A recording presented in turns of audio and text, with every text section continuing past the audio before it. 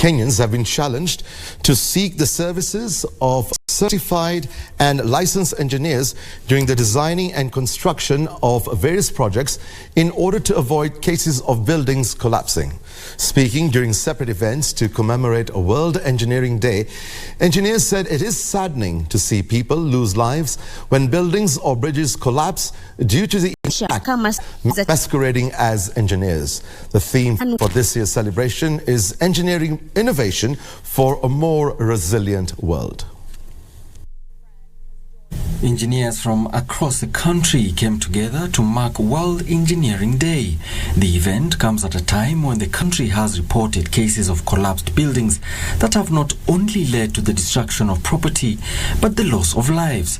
Speaking during the World Engineering Day here in Nairobi, engineers said that innovation and digitization through technology will aid in professionalism in the sector at a time when challenges of safety and structures being put up continue to emerge. You find that engineers offer various solutions to the issues that face us. And in today's celebrations, the theme is innovation for a resilient world. You know, there is climatic change. We're facing so many other problems in this country, and we have to be resilient. So we have to get various ways and means. Our contribution to society is so immense, not very vocal.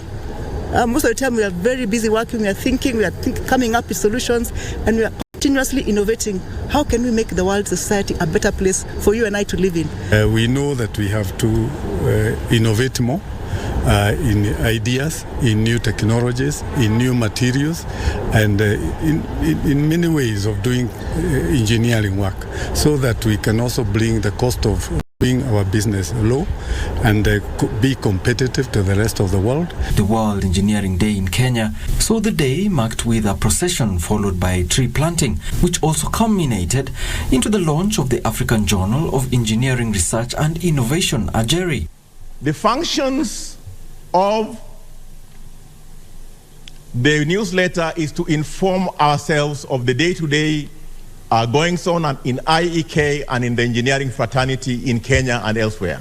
According to the Engineering Board of Kenya, EBK, of the more than 20,000 registered engineers in the country, only 5% are consulting engineers, with the remaining being graduates. In an effort to bridge the shortage of engineering consultants, the EBK board is planning to increase the number of professionals to about 10,000 by 2027, in line with the UNESCO requirement. We are 3,000, we should be 3,000 professional engineers, we should be at 10,000, and we are working very closely with the institution and the government so that we can bring that number to 10,000 so that we can serve the population very well. In Eldoret, engineers called on Kenyans to seek the services of certified and licensed engineers during the designing and construction of various projects in order to avoid cases of buildings collapsing. On his part, Osingishu Deputy Governor Engineer John Barorot said successes of the sector can only be achieved using collaborative efforts.